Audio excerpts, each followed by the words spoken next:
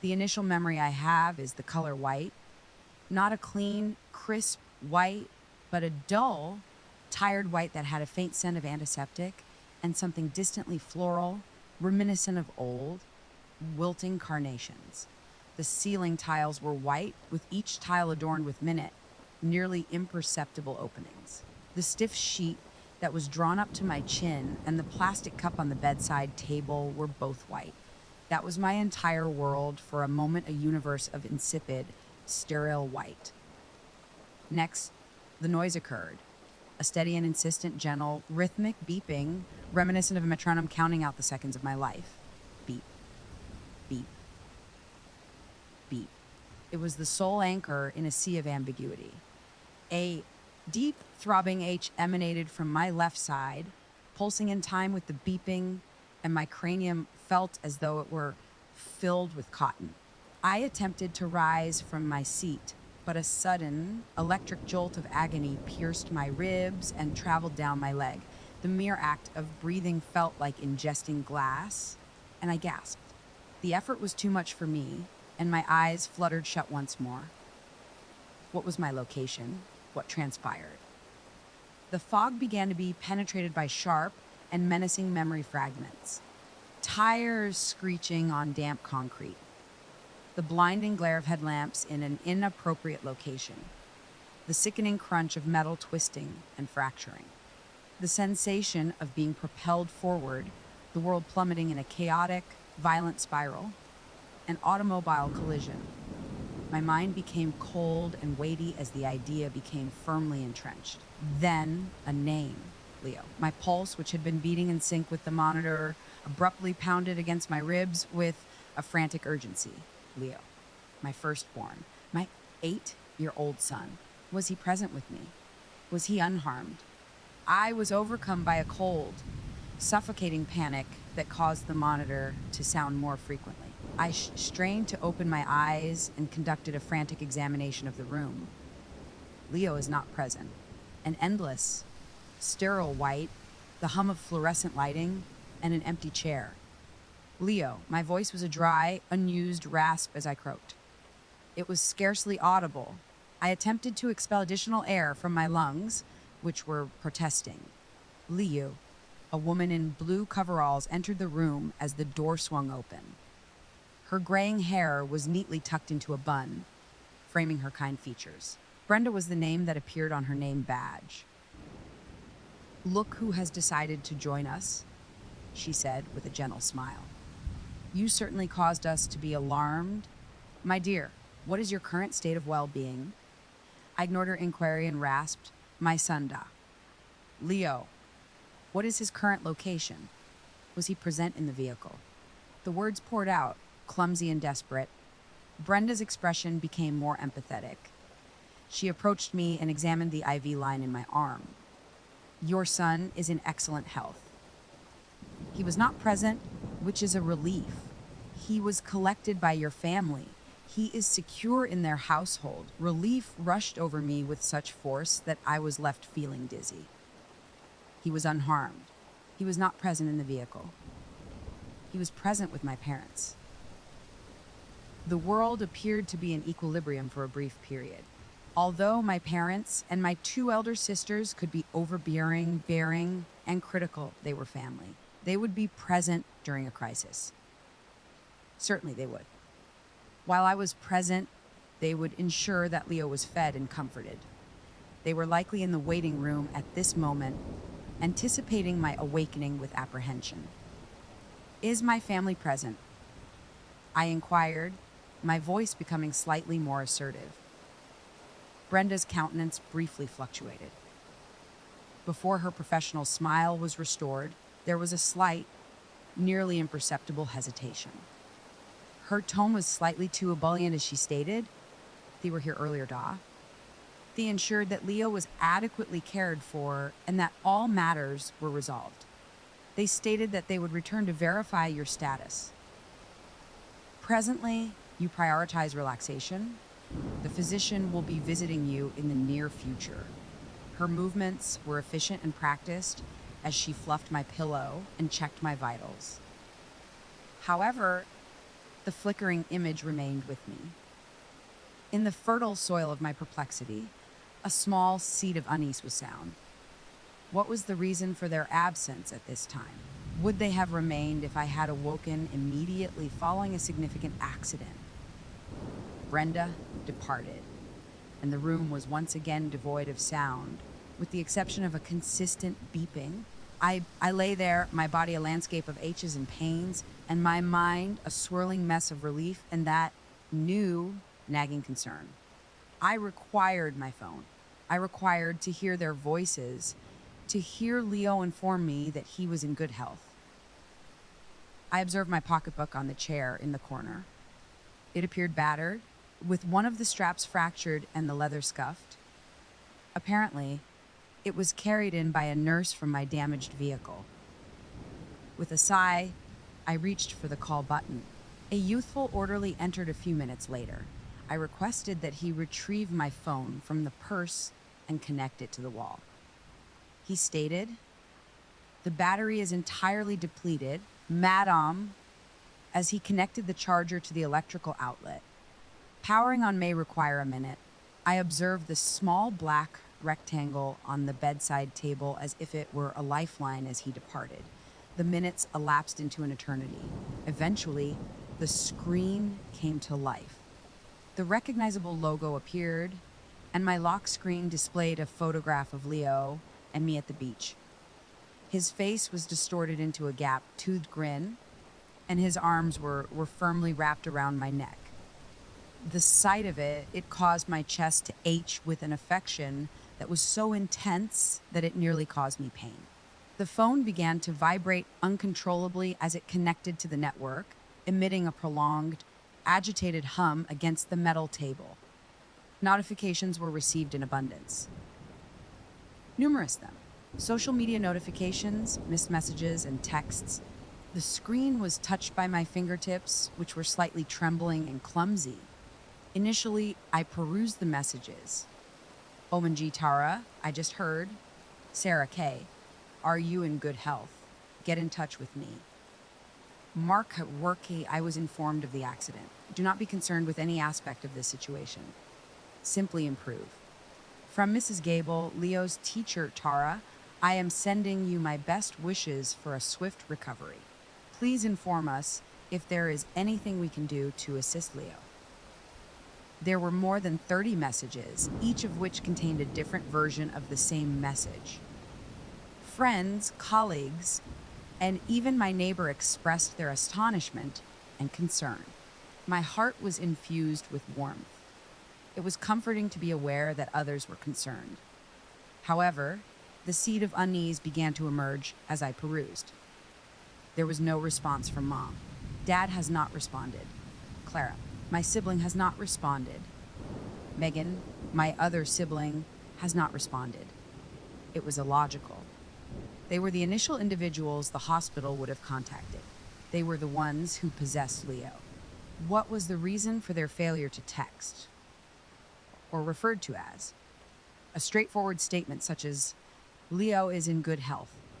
Please take some time to relax," would have sufficed. However, there was only silence. Where their name should have been, there is an absolute absence. Perhaps they were simply preoccupied with Leo. I rationalized, attempting to alleviate the mounting anxiety. It is possible that they were hesitant to disturb me. I was aware that it was a feeble justification.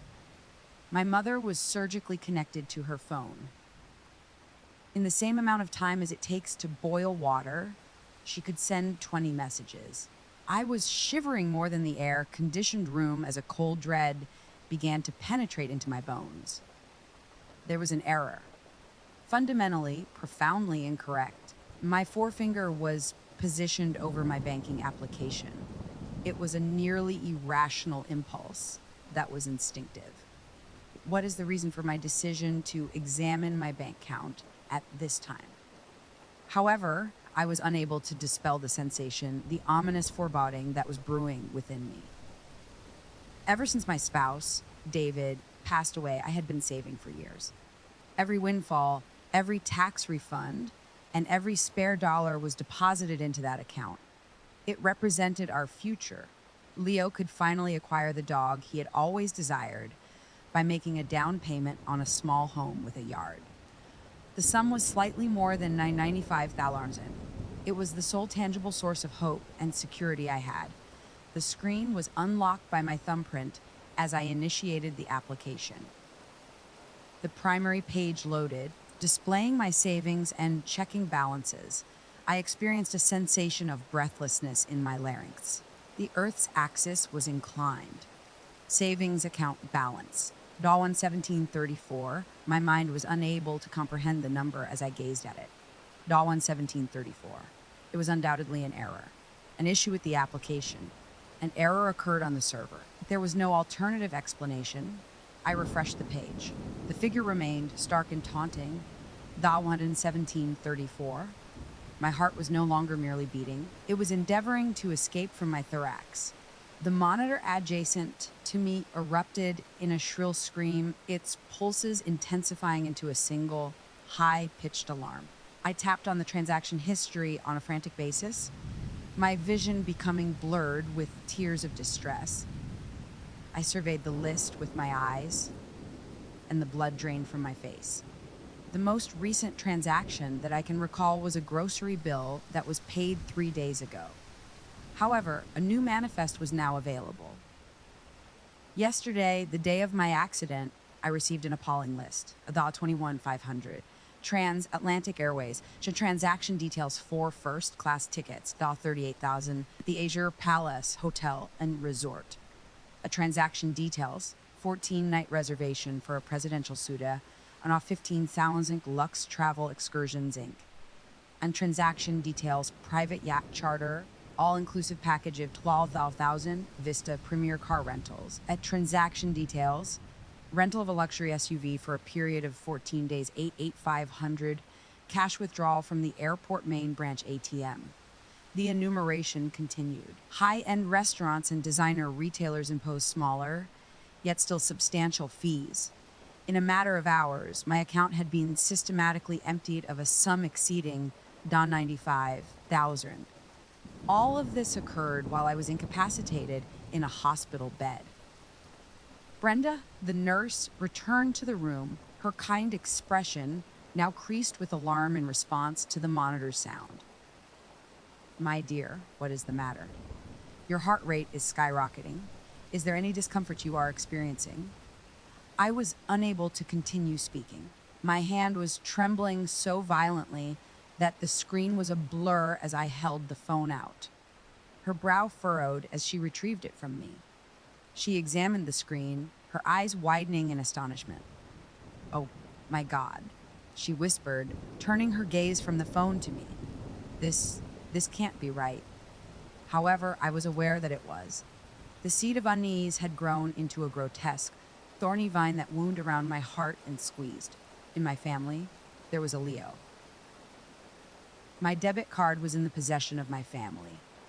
And now, my family was enjoying a luxurious vacation with the funds I had earned through blood, tears, and sacrifice. The funds that were intended to establish a future for my son. The anguish that tore through my soul was incomparable to the pain in my ribs. This was not merely larceny. This betrayal was so pervasive and monstrous that it felt like a second, more violent car accident. They had not merely withdrawn my funds. They had snatched my safety, my trust, and my faith in the one thing I believed I could always rely on. They had seized everything. I received a new notification on my phone, which was still in Brenda's possession. It was a social media term. Clara, my sister, had recently uploaded a new photograph. Brenda's hand shivered slightly as she tapped it. The image that was loaded caused a sensation of physical impact. They were present. Clara, Megan, my father, and I, champagne flutes were held aloft as they stood on a spotless white veranda. A splendid sun illuminated a turquoise ocean that stretched behind them. They were all beaming with joy, their features tanned and radiant with joy.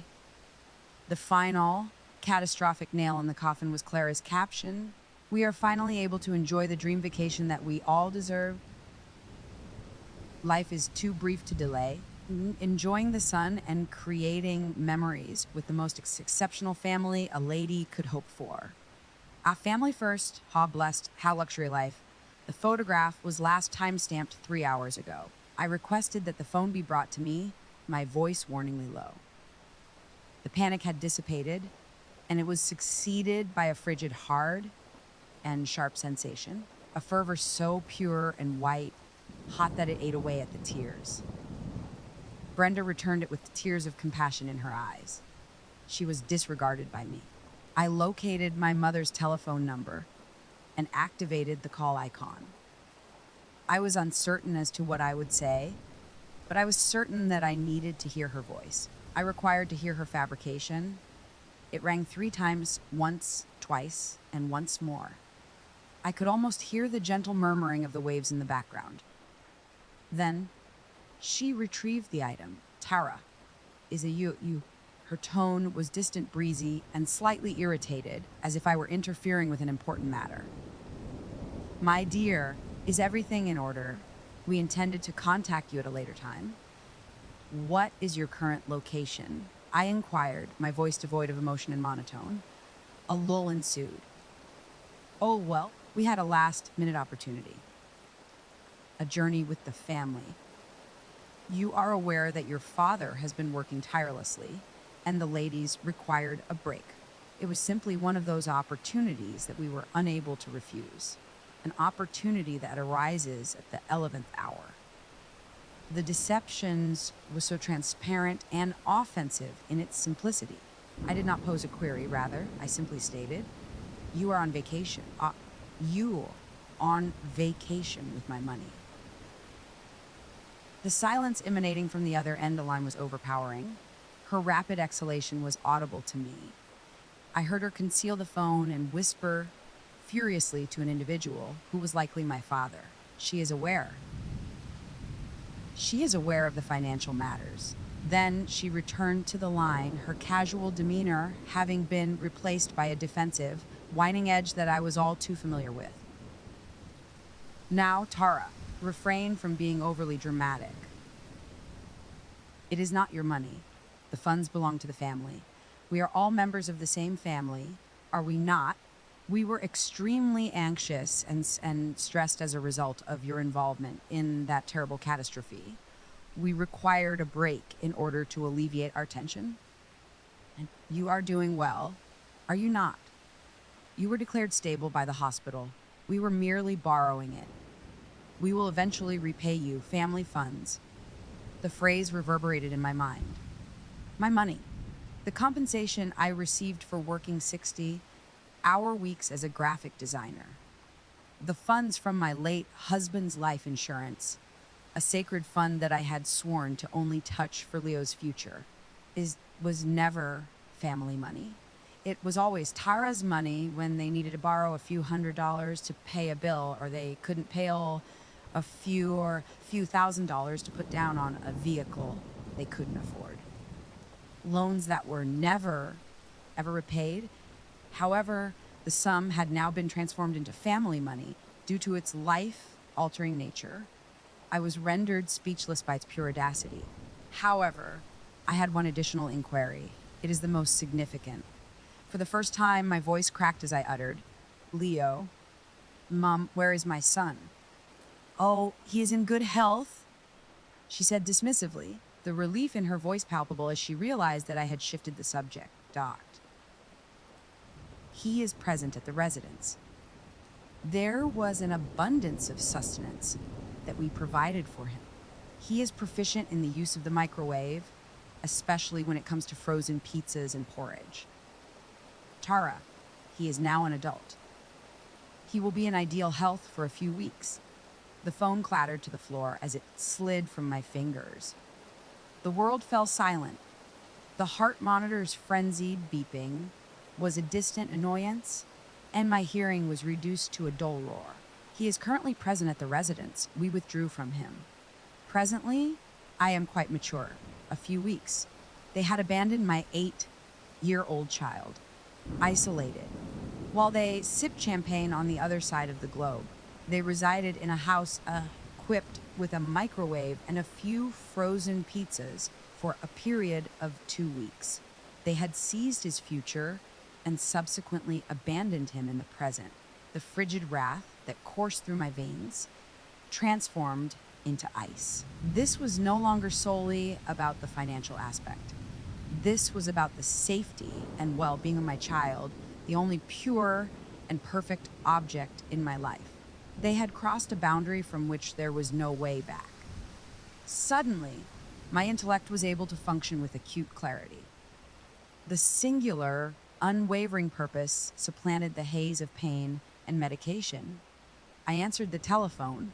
I disregarded the missed call notifications from my mother, who was undoubtedly attempting to return the call and construct a web of justifications. I did not initially contact the authorities. My next door neighbor, Eleanor, was the recipient. She was a kind, retired woman who had always served as a grandmother figure to Leo. She detected the initial ring.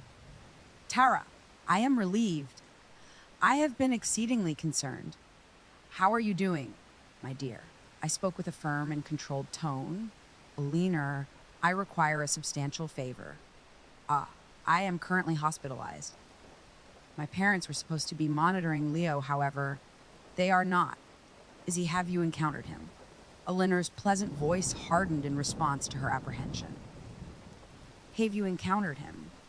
My dear, the unfortunate lad arrived at my doorstep an hour ago, weeping uncontrollably.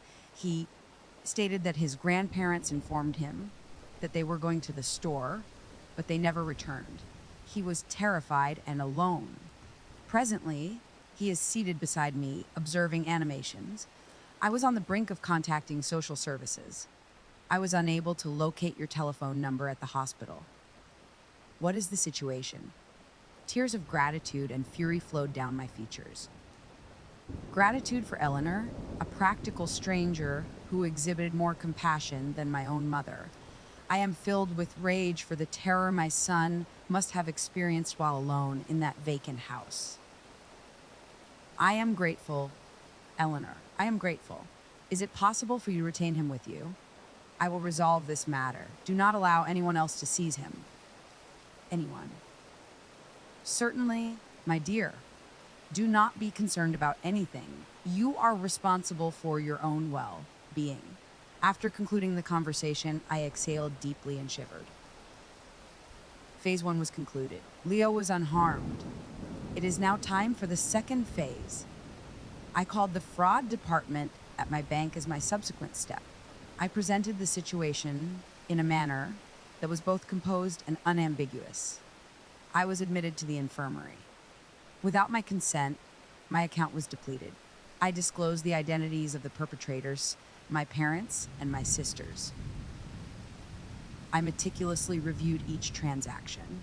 The agent on the other end was initially skeptical, however, his demeanor changed as I provided specifics, including the precise location of the fraudulent charges and the time of my hospital admission. He temporarily frozen all of my accounts and cards, including the credit cards associated with my name that my family had generously utilized. "The cards will be declined on their subsequent attempt to be used, madam," he stated. "A comprehensive investigation will be initiated." It is a compelling argument for fraud, given the circumstances. "Good," I replied, feeling a sense of dark gratification. There is one final choice to be made. I conducted a search on the internet for family law and financial fraud attorneys in my area. As I perused the listings, my attention was drawn to the name Davies and Associates. "We advocate for you when your family is unwilling to do so." It was an ideal situation. Dialing the number was my action. A professional, clear voice responded. I requested to consult with an attorney, citing that it was an emergency. I was connected to a woman named Ms. Davies. I once more presented the narrative, my voice remaining a cold monotone as I recited the events, the accident, the larceny, and the abandoned child. I omitted the emotion, portraying it as a business transaction that went awry. Following my conclusion, there was a brief period of silence on the line. Ms. Miller, Miss Davies stated, her voice tinged with a combination of steely resolve and astonishment. Your family's actions are not only financial fraud and felony grand larceny, but also child abandonment and endangerment. Your case is not merely a case, it is a slam dunk, as you have informed me. The initial step is to request an emergency custody order to guarantee your son's legal protection. Subsequently, we will pursue a restraining order against your parents and sisters. She paused, and I could almost hear her smile. Subsequently, we will pursue them for every penny. My lips were caressed by a genuine, authentic smile for the first time since I awoke. It felt odd, as if I were flexing a muscle that I had not used in years. Thank you, Ms. Davies, I replied. Let us incinerate everything. The hospital room transformed into my war room over the course of the next few days. I was on the phone with Ms. Davies, the bank, and Detective Miller, a patient but firm man from the financial crimes unit of the police department, in between appointments with physicians and physical therapists. Each conversation felt like another brick being affixed to the wall that was being constructed between my former existence and my new one. It was approximately 36 hours after I frozen the accounts that the initial cascading effect of my actions occurred. An incoming call from Clara rang on my phone. I permitted it to be directed to voicemail. A minute later, a text message was received. Clara, Tara, what in the world did you do? I was extremely embarrassed when my father's card was declined at dinner. I'm a DI till I rectify the situation. I gazed at the text, at the pure, unadulterated entitlement, and was overcome with a cold, distant sense of sympathy. I refrained from responding. An hour later, I received another phone call, this time from my mother. I disregarded it. Then, a torrent of messages began to pour in, causing a deluge of rage and anxiety. Mom, Tara, please answer your phone immediately! The hotel has informed us that our reservation was flagged for fraud. They are making threats to contact the authorities. You are accountable for this. Megan, my card is also not functioning. I am unable to purchase a single container of water. What is the matter with you? Would you prefer that we remain in this location? Dad, my dear, I believe there has been a miscommunication. Kindly return our call so that we may resolve this matter. We are concerned about your well-being. His text was the most pernicious, with a false veneer of fatherly concern that was affixed to a foundation of unadulterated self-interest. They were not concerned about my welfare. They were concerned about their vacation, their comfort, and their public image. I turned off my phone. Their fabricated crisis was not my concern. My sole objective was to recuperate and return to Leo. According to the physicians, I sustained 3 fractured ribs, a concussion, and a fractured tibia. It would be a long journey, but each tingle of discomfort served as a reminder of the cause I was advocating for. I received a voicemail the following day. It was sent by my mother. The tone of her voice had undergone a complete transformation. The animosity was replaced by a desperate, wheezing plea. Tara, honey, please, she wept in the phone. We are unable to move. We were evicted from the accommodation. Our tickets to return home were revoked by the airline due to the reversal of the charge. There is no money available. We are currently at the embassy attempting to determine the most efficient method of returning. Tara, I implore you. We committed an error, an appalling error. We are deeply regretful.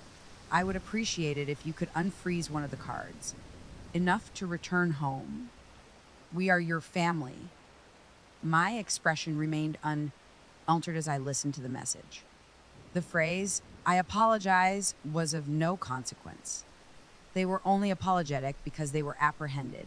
The, the only reason they were sorry was that they were experiencing consequences for the first time in their sheltered, entitled existence. They did not express regret for their actions toward me. They did not express regret for the actions they took against my son. I erased the voicemail without hesitation. Consequently, I experienced a sensation of relief as the message vanished from my phone, a weight that I had been unaware of for the entirety of my existence. Their constant, depleting neediness, their manipulations, and the weight of their expectations. I experienced a sense of liberation for the first time.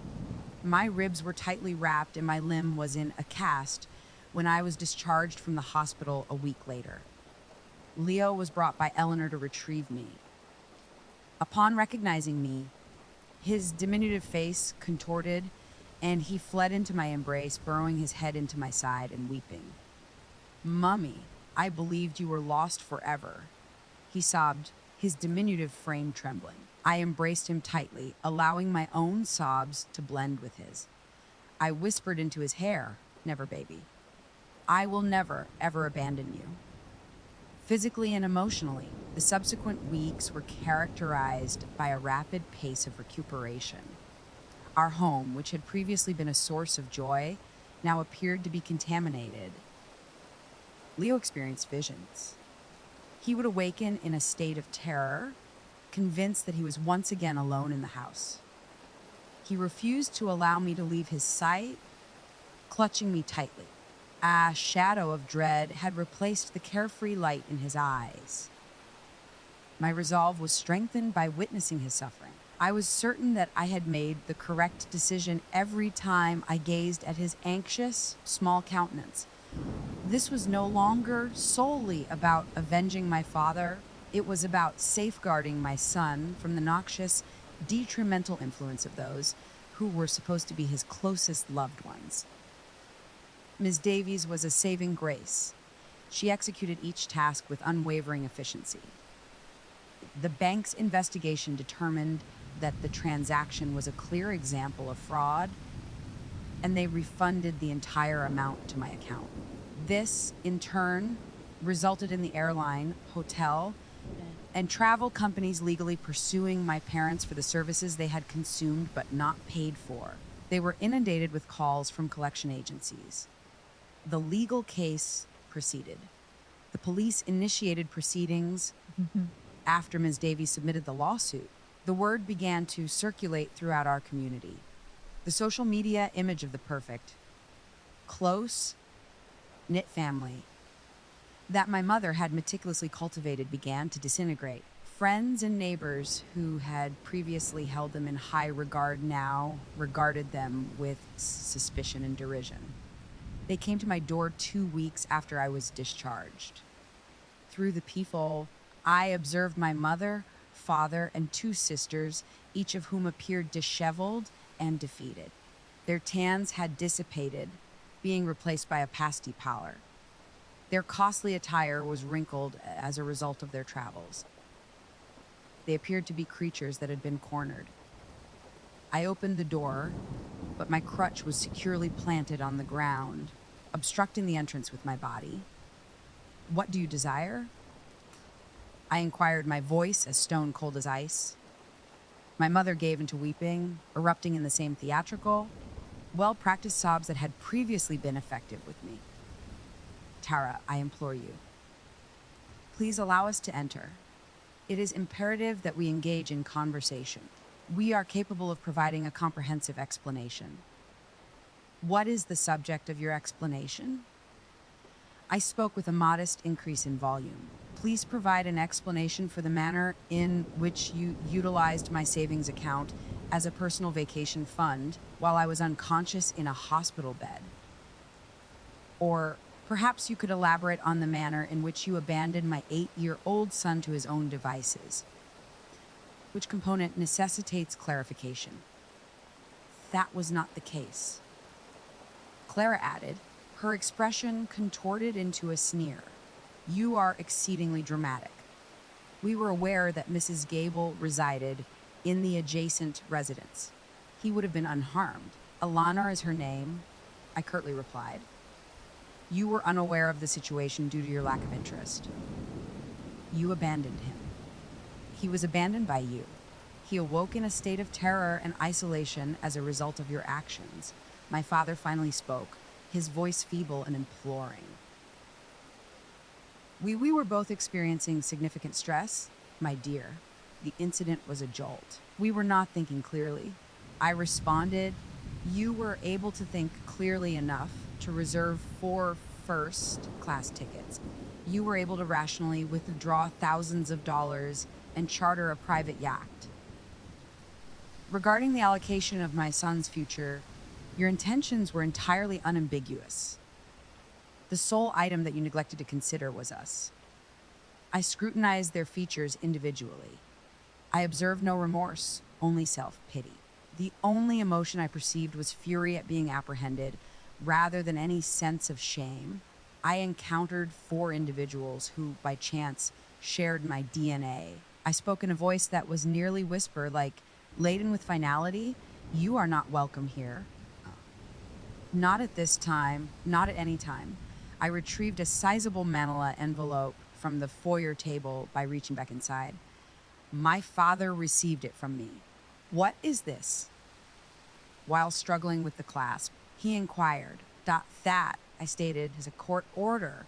To be more specific, a restraining order. It is legally prohibited for any of you to approach me or my son within a 500-foot radius.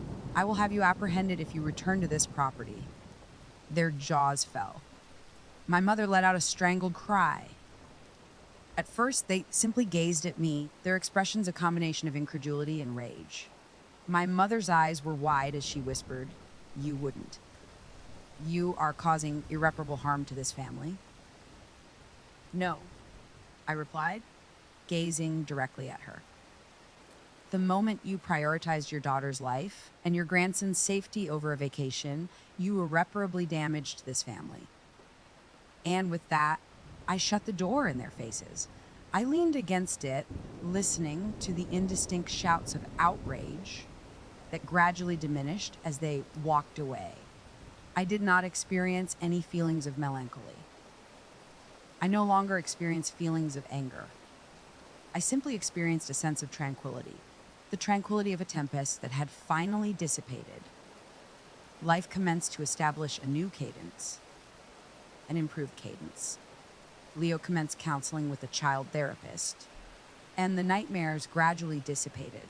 We displaced the old, contaminated memories by incorporating new ones into our home. We indulged in movie marathons on the settee, constructed towering Lego castles, and baked cookies, all while being concealed beneath a mountain of blankets. I secured employment with a design firm that valued my time and abilities. I wowed myself. I formed new friendships with individuals who appreciated me for my inherent qualities rather than for the contributions I could make. My mother arrived at my office several months later. I had never seen her look older or more wary than she did as she stood by my desk, having somehow managed to bypass security. Tara, she began, her voice quivering. The house is going to be lost to your father and me. We are unable to satisfy the debts. You subjected us to this. Our lives were irreparably damaged by you. It was all due to a small sum of money. I ceased typing and gazed upwards at her, my heart remaining steady and at peace.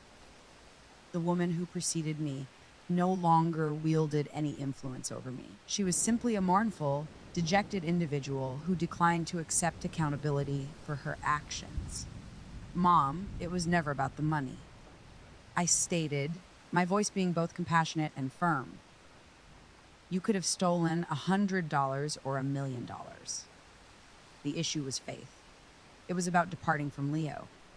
On that day, you imparted a critical lesson to me. What is that? She inquired, perhaps under the impression that I was about to grant her forgiveness, her eyes glimmering with optimism. I stood up and said, you have taught me that family is not defined by blood. It is contingent upon who attends. It pertains to the individual who prioritizes your well-being, values you, and safeguards you. You have instructed me that I am already a member of a family. Leo and I are the only ones present. Additionally, we are functioning satisfactorily. I requested that she be escorted from the premises by security personnel. As I observed her depart, I did not experience any feeling of animosity. I experienced no sensation whatsoever. She was merely a phantom from a life that was no longer mine. Leo's arms were encircled around my neck as I snuggled him into bed that evening. Sleepily, he murmured, "Mommy, I love you." I kissed his forehead and said, "I also love you, my sweet boy. Above all else." I paused by the window as I exited his room and gazed out at the tranquil suburban street. For the first time, my residence felt like a home, a place of refuge. It was not the expansive residence with the yard that I had been saving for, but it was ours. Also, it was secure. The $95,000 was gradually increasing in my account. However, its objective had evolved. It was no longer solely about a down payment. It served as a representation of my autonomy, a testament to the fact that I had not only survived the ultimate betrayal, but had also emerged stronger, more independent, and more fervently protective of my small family of two than ever before. Although I had lost a family member, I had finally achieved a sense of tranquility. Additionally, that was more valuable than any sum of money.